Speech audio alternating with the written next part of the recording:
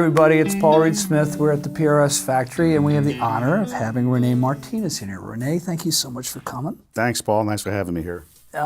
Look, when we decided to design and work with John Mayer on this Silver Sky model, when we were close to getting it done, I had asked John, could we get Rene to come here and talk about the guitar from a tech point of view? Because to me, there are so many things that you have to make sure are right when he's on stage, otherwise he's got a real problem. It's got to stay in tune, it's got to play in tune, it's got to have good signal noise ratio, it's got to not buzz, the pickups have to work, the jack has to work, the jack plate's got to work, everything about this guitar has got to work. And you've been working on these 3 pickup bolt-on neck guitars your whole career, and I wanted to try to talk to you and have you talk to everybody about what it is about this that you like, what you don't like, whatever it is there is. And I remember that we just get started, something about this jack plate tickled your fancy, and what the hell was that about? Oh man, I tell you, when I first saw this, it's like, look at this, dude. This is awesome. Why? You know, because it's just cool. It's got this bubble on it and everything. And then the other thing, after you look at it, you know, cosmetically, you can get this guy out so much easier, you know? But that starts it off right there. So what about the guitar works for you? What about the guitar doesn't work for you? What about this thing, this Silver Sky? Did you notice that you were the first one to hand these guitars to John on tour for him to play live, and nobody had ever seen him before. What did you think? Well, the first thing I thought about was how it felt, and that's number one. It's got to feel right. It's got to feel good and putting it on with the strap and holding it in your hand. And this one here in particular, the neck on it has got to feel good. It just can't feel, you know, okay. No, it's got to feel good. And it feels good all the way up and down. I can say a word like it feels, this is the best feeling guitar, but that to me is just another kind of word. Good is the better word to use. It just feels good everywhere. Well, we tried to make it feel like the same neck over the whole thing. And exactly. We split the difference between what a 63 and a 64 carve was, and I think we got that. I think so. Yeah. And more so than that, you got it the way that he likes it. That's the important thing. If he likes it, then the guitar player is going to be playing the guitar. Oh, fair enough. It's going to be fun to play. It's not going to be like, okay, now I got to learn how to play this guitar. Okay. Yeah. This is not the case here. The neck feels good, and then this feels good. This actual bending of the string. To me, that's how it is. Because when I do John's guitars, it's a matter of playing it. I got to play it in order for it to sound good to me, so that I can say, okay, go for it. You know? Okay, so you know the early prototypes that you had out had flatter radiuses. They were like 8.5, and then we went to 8 1/4, and finally we got it all the way to 7 1/4, which was the radius he was comfortable with. Right. And my experience of those is that when you bend a string and the action's too low, it'll buzz out. But this one somehow, with the frets being as level as is not having that problem. You haven't had any problems with it buzzing out? No problem at all. And John likes a fairly low action. And it would only be numbers to tell you as to what that really is. Yeah, well, he does like low action. But he does like low action. But now, and you've taught him this too. You know, you taught him how to look at and feeling the gauge of it. You know, and that's what I use. I use a gauge to measure the heights of it. And if you have it there, then this thing here go everywhere. He would call me up and go, okay, I got a ruler marked off in 30 seconds an inch. How do I adjust the truss rod? How do I do this? And try to guide him through the whole thing. What about the pickups, Rene? What was your experience of those? Well, that's the thing.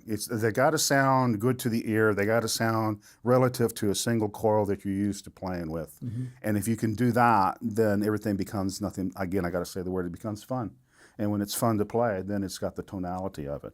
Okay, so they sound like John to me. They have that total sound of, it's not like this guitar or that guitar. This sounds like me, and this sounds good, and they sound good in all. And you got 5 different tones is the way I usually do it. 5 distinct tones. 5 real distinct tones, with the way it should be for a single coil pickup guitar. That's what I like about these pickups, is that they work, and they work according to what he likes to do, what he sounds like, and it's unique. All right, so from my point of view, we wanted to put the same pickups in all 3 positions, and without putting different amounts of turns on them, because the guitars he's been used to have the same amount of turns. Yeah. The problem is very often the treble pickup will sound like an ice pick. Right. We knew we had it right when all 3 pickups sounded really, really good. I wanted to be able to use the bass pickup for solos and the treble pickup for rhythm, and all those in-between sounds. Right.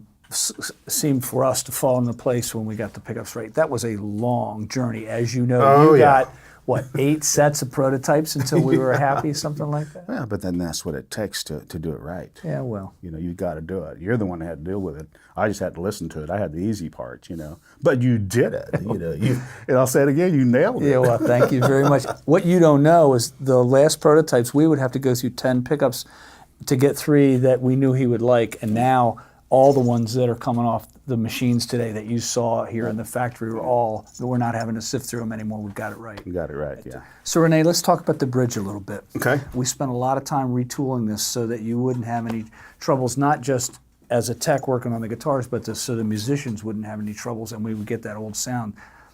So far, so good? So far, so good. Everything's working great. All right, great. The bridge is good because it feels comfortable when you go up and down. Just like it's supposed to. Nothing more than that. You know, the knife edge works fine, and all the strings stay right here where they're supposed to. The evenness of the saddles, or the string spacing from here to here, it just feels comfortable with the neck.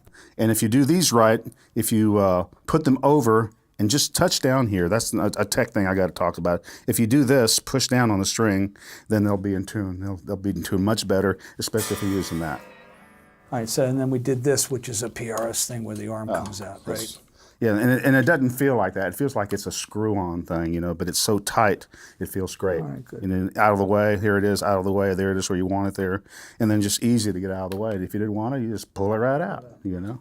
So we retooled the knobs, we retooled the switch, Yes. we retooled the pick guard, we retooled the body. Right. We've got a different color in all the horns so that thing sticks out from a distance. Yes. We made the birds smaller, which we retooled. Right. The whole neck headstock tuning peg Right. thing was retooled. Are Yep. you happy with the tuning pegs?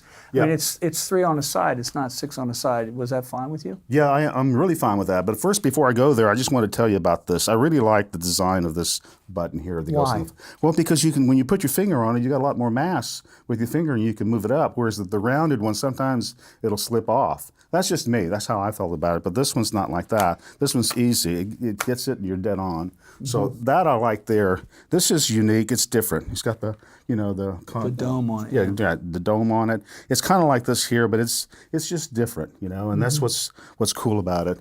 The machines here are fine. They got the lock tuning. I like that thumb screw and everything. These are wide enough here. They go great for the tuner. It just feels good in putting it on. But you don't have to use much winding here because of these machines, you know. These are the lockdown. Yeah. And that's what you want for better staying in tune, the least amount of string hanging out, the better. We also put the truss rod adjustment up on the headstock so that you didn't have the problem down here, right? Yeah, sometimes, well, from the other guitar, you know, you got to take the neck off. You got to. Did you have to take the neck off to change the truss rod adjustment? Yeah, I had to do that and everything, you know. I mean, then, you know, I need my guitar. So I'll be with you in about a day or two, okay?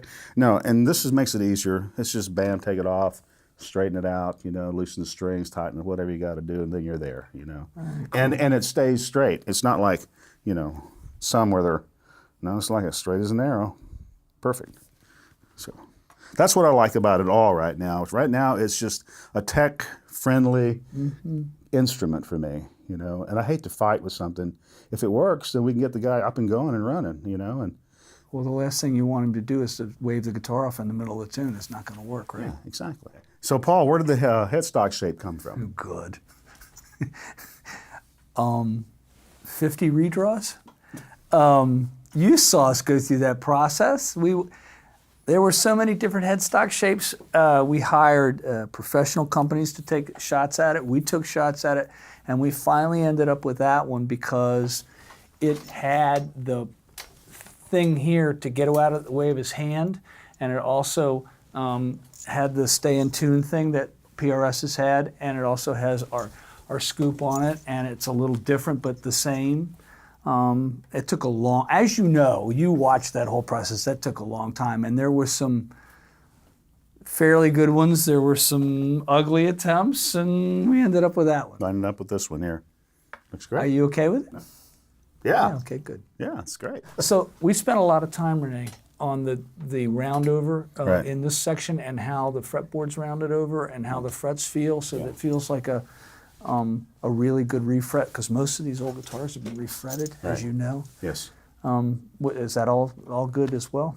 Yeah, I think so. I think what you got here is a guitar that feels like it's supposed to be feeling right after you've done a refret. Right. And because it's clean, it feels comfortable, and there's nothing here that's bugging me, or it feels like it's, too much gone, whatever. It's just perfect as far as the way you got it set here, And if all these guitars are going to come out like this, That's one right off the line. well, there you go. Let's talk about the strap buttons for a Okay. second. Those are string trees off an old bass. Okay. Think about it. Right. Going the D and the G string going underneath. The reason they're on there is because that's what I had on my bench. Right. And very, very often I would get a repair because the strap had come off, the guitar had dropped, the headstock had broken off, and there was a headstock broken off, and I had to do the repair, as you've done plenty of headstock reglues, right? So I didn't want to have to put strap locks on the guitar for the guitar to be secure, and I thought that these old string trees worked really well. They've been on our guitars forever, but that's what those are. That's what these are. There you go. There's a huge sheet metal screw that goes way up into the guitar, so there's no chance of it No way coming for it to out. come out at all. Yeah, and it's not going to. They It's not haven't going yet. anywhere. Not with all the ones that John has. No way.